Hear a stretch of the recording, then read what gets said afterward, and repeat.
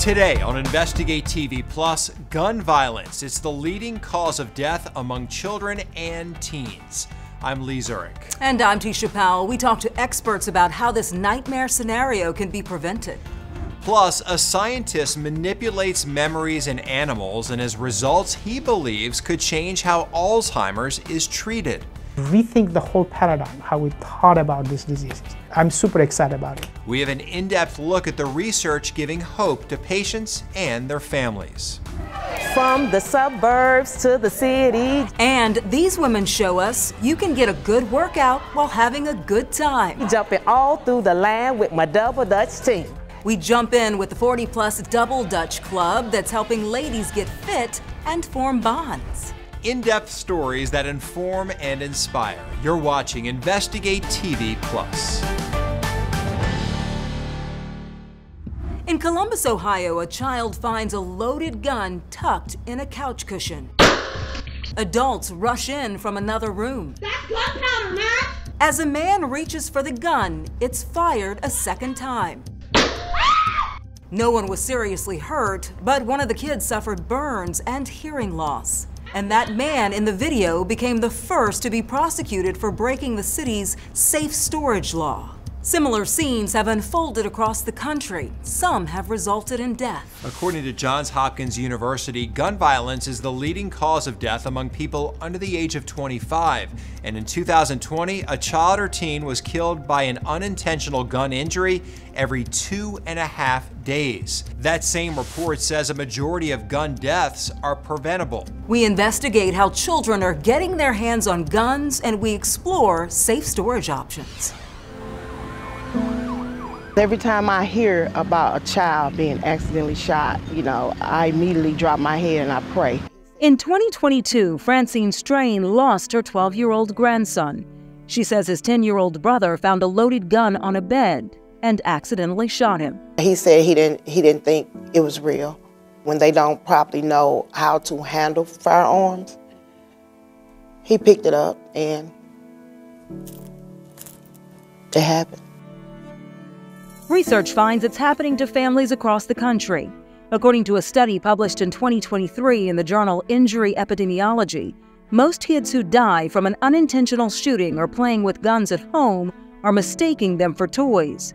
Researchers analyzed nearly a decade of cases from the National Violent Death Reporting System in which children under 15 accidentally killed themselves or another child with a firearm. The study found in 80% of cases the gun belonged to the victim's relative. A majority of the victims were boys, and 40% were between the ages of 2 and 4. We don't want to forget about him. We want to do something that could help someone else. After the death of Strain's grandson, the St. Louis Metropolitan Police Department partnered with organizations to hand out gun locks for free. Days should be gone where you just put your guns down on a table or in your drawer, where any child, curious as they are, can get to it. And it's not just police departments. There are programs across the U.S. offering free gun locks at fire stations, doctors' offices, even gun stores. Here, you're just taking that down and through. Bo Brickman with Stonewall Tactical in Ohio says all of their guns come with locks. So now what you just did was you disabled it from actually being able to fire a chamber around or anything like that on the inside. He believes it's an easy way to prevent tragedies. Lock it up. It's not going to walk away. It's not going to go off on its own. It's always somebody that touches it.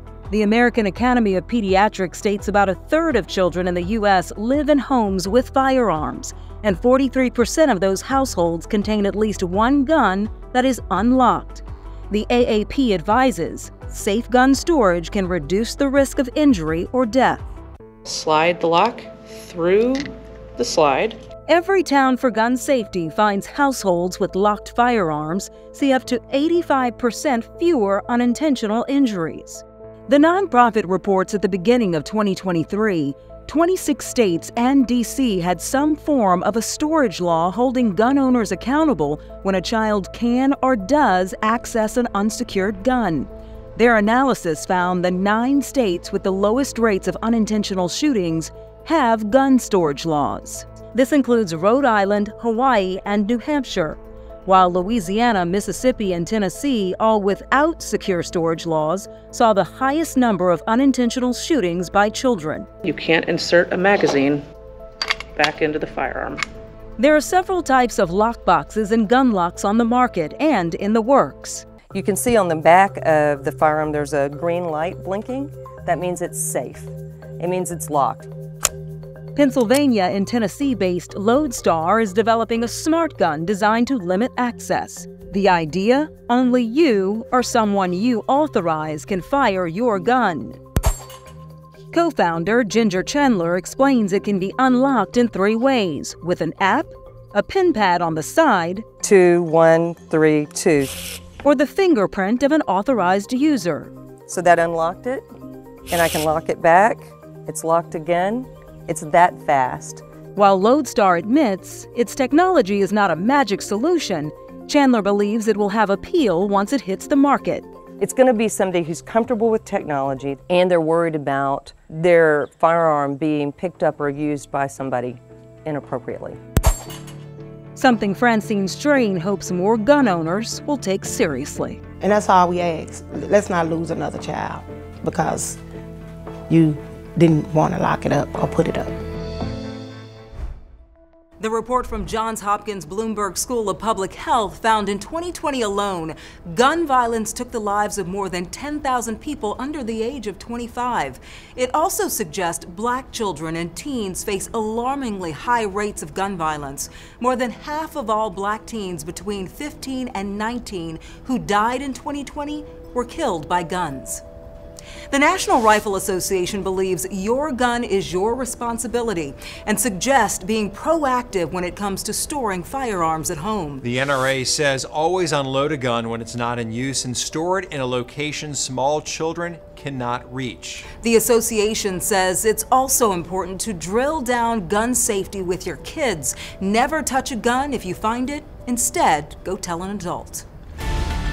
Still ahead, you can be your own investigator when it comes to crime in your community. We'll show you the websites to check out. But first, fruit flies might hold the key to how memories are made. A scientist explains how his research could impact families affected by Alzheimer's.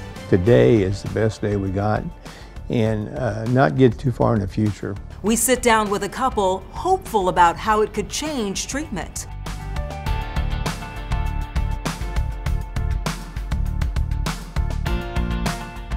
You can watch Investigate TV Plus anytime online. Just subscribe to our YouTube channel at Investigate TV.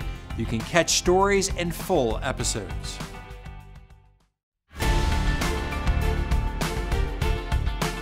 The CDC finds Alzheimer's is the most common type of dementia. It robs people of their memories and ability to carry out daily activities. According to the Alzheimer's Association, 1 in 9 people over the age of 65 have Alzheimer's, and almost 2/3 of Americans with the disease are women.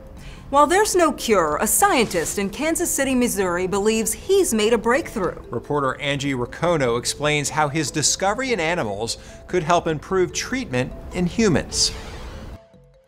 It's okay, it's okay. Melody Hendrickson is 70 years old and lives in Overland Park with her husband Jerry and their lab Beamer.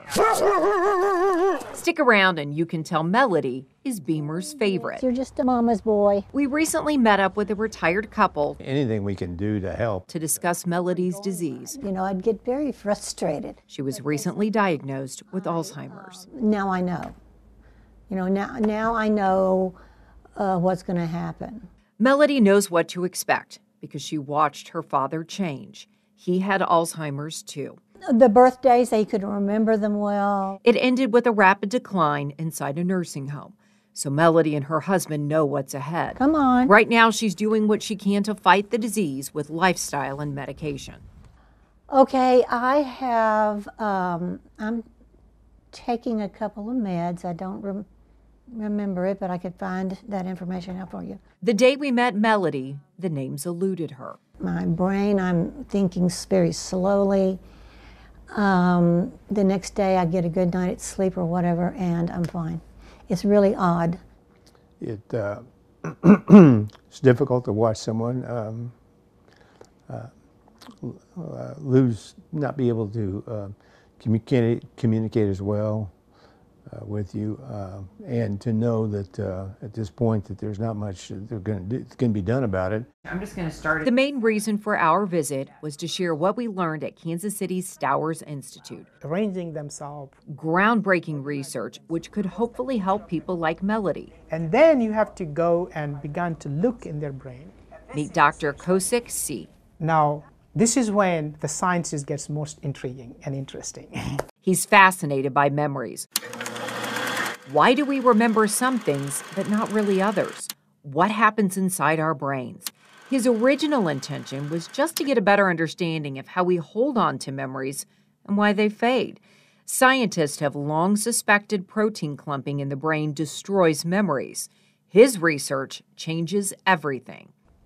In terms of treating these diseases, if I have a treatment that goes and just removes all clumps, then it may not be removing just the bad one. Maybe you're also removing some of the good ones. I'm collecting some males. I might set up some. Here's why he says that. He genetically altered snails, fruit flies, and mice, removing that protein clumping. They all became more forgetful. How do we know that? They forgot where the food was. Boom, the memory was gone. So that's how you know that the clumping is not only creating the memory, it's actually holding on to the memory. Here's what's fascinating. He genetically increased clumping in the fruit flies and improved their memories, which was a remarkable twist in the scientific community. Rethink the whole paradigm, how we thought about these diseases. And so I'm super excited about it. The implications are huge, especially for Alzheimer's and dementia. Right now we have medications, but the treatments aren't what families and patients hope and pray for. Everybody's trying to find a solution, but for some reason so far nothing has emerged that really helping us. Let me help this guy out. Do you want to help him? I have no idea what he's talking about. Melody and Jerry are fascinated with the research. I can't understand why his brain is so big. I mean, oh my gosh. They are hopeful for new medications. Hello. In the meantime, I know. they try to stay positive. Today is the best day we got, and not get too far in the future. To enjoy what we've got right now and be grateful for what we got right now. The Hendricksons say they are grateful for all of the research being done at Stowers, and Dr. C is working to improve memories with mice. He's also studying human brains donated from the University of Kansas Brain Bank, and that work focuses on protein clumping. That maybe it's not all bad, some of it is good. In Kansas City, I'm Angie Racono. Here's an in-depth look at a new treatment for the disease. In July of 2023, the FDA fully approved the medication lecanemab, saying they are seeing benefits in clinical trials. It's the first time a drug meant to slow the progression of Alzheimer's has been approved for people who are in the early stages of the disease. The move by the FDA means the medication should be covered by Medicare, so more people will have access to it. But with its approval, the FDA included its strongest warning label called a boxed warning. It notes the side effects of the drug could lead to seizures and death, and before starting, patients should undergo genetic testing to better understand the risks. Staying active can be harder the older we get, but there are ways to make it fun. Jack be nimble, Jack be quick. We're over 40 and we're trying to stay fit. Coming up, meet the group that's helping women improve their health and happiness. Plus, find the Neighborhood Watch network near you. Whether you're house hunting or settled, we break down the tools you can use to find local crime data.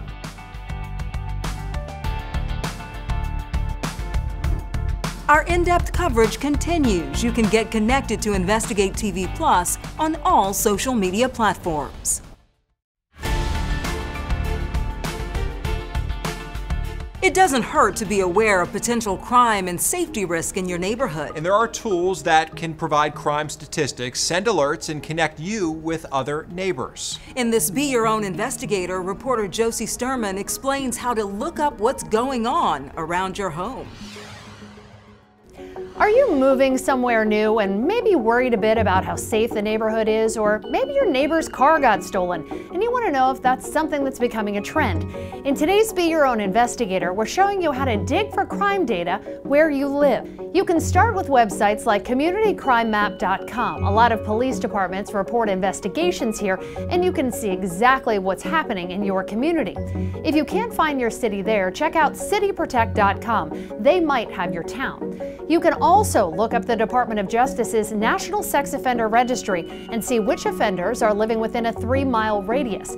And consider getting the Nextdoor app. You can specifically look for any of the posts related to crime by going to Safety. And finally, Ring has an app called Neighbors. You don't have to have a Ring doorbell to get it, but you can see reports from all the people living around you about what they're seeing in terms of crime.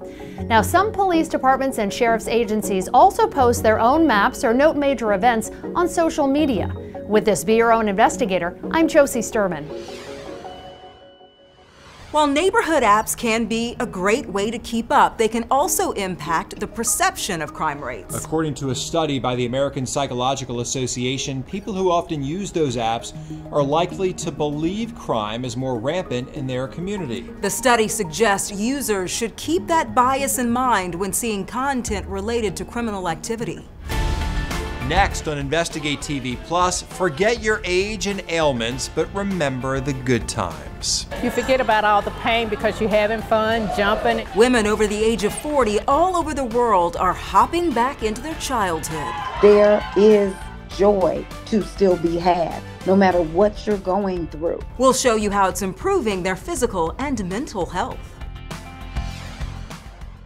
I'm Viv Williams with a medical mythbuster moment. The myth. Heart failure means that your heart fails and it stops beating. That is not true. Cardiology Associates of Savannah wrote in a myth-busting blog that heart failure means your heart is not functioning like it should. It can't pump blood properly throughout your body. Resulting symptoms could include shortness of breath, swollen feet, or the feeling that you want to sleep sitting up. Heart failure can be serious but manageable. If your heart does suddenly stop beating, you're dealing with an entirely different issue. That situation is called cardiac arrest. With this medical mythbuster, I'm Viv Williams. You can watch InvestigateTV+ anytime streaming online. Get the app for Roku, Amazon Fire TV, and Apple TV. They're free to download.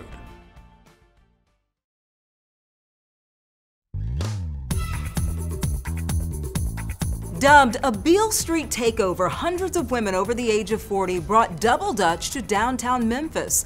They're part of an organization found in cities around the world, not only inspiring women to get up and move, but bringing back some childhood memories. Reporter Kim Clark jumped at the chance to share their story. Jack be nimble, Jack be quick. We're over 40 and we're trying to stay fit. These women are getting ready to leave all their cares behind and take a trip down memory lane. 2, 3. 50-year-old Janine Jones, a Chicago native living in Memphis, is captain of the Memphis 40-plus Double Dutch Sub Club. So you don't have to know how to jump or turn. We will make sure that you jump before you leave. It's really a ministry. It's women over 40 reliving childhood memories through Double Dutch. The 40-plus Double Dutch Club was actually born in Chicago 7 years ago out of a need for co-founder Pamela Johnson to find a happy place. When I was in my 40s and going through a difficult period, I thought back to those days of growing up, jumping rope, and the carefree feelings you get just from playing outside with your friends.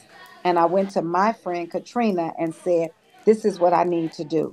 This is what I need in my life. According to Pamela and her friend, DDC co-founder Katrina Dyer-Taylor, there was never a plan to grow the group, but there appeared to be a lot of women who apparently needed the same type of therapy, and word spread. Our Facebook group page has over 50,000 members. Our Instagram has over 100,000 members. We're in over 100 major cities, and we are in Canada, Israel, and Germany. And if you think this is only about women over 40 getting together to jump rope, you'd be missing the most important aspect of these gatherings. We double dutch, we hula hoop, we hopscotch, we twee-lee-lee. We just love on each other because as women, we wear so many hats. And this is just a time for you to get away and just relax and enjoy yourself. You forget about all the pain because you're having fun, jumping, and just releasing all that positive energy. We take all levels as long as you're a woman over 40 and up. And that includes this reporter who is well over 40 and, like all of these ladies, felt the love, the sisterhood, and the joy. There is joy to still be had, no matter what you're going through. There's something you can do that is going to make you feel good again, even if it's only for an hour. From the suburbs to the city, jumping all through the land with my double dutch team. All right, I'm going to give you a little behind the scenes. During that story, one of our crew members, George, asked Tisha if she could still do it. Oh, I can do it. We brought it out here, no problem? Mm-hmm. I think. You got it? I don't know. I don't want to show it to you. You don't want to show it. Just have faith. I have faith you can do it. Me? Yeah. No way. Yeah. No way. We'll try though. Yeah, we'll try. Out in the parking lot. In the parking lot after this, not on TV. They're showing us you're never too old to exercise. In fact, the CDC recommends for adults under the age of 65 an average of about 30 minutes of daily exercise. Studies have also shown jumping rope can improve your heart health and increase bone density, as well as enhance your balance and coordination. That's it for us on Investigate TV Plus. I'm Tisha Powell. And I'm Lee Zurich. Thanks for watching.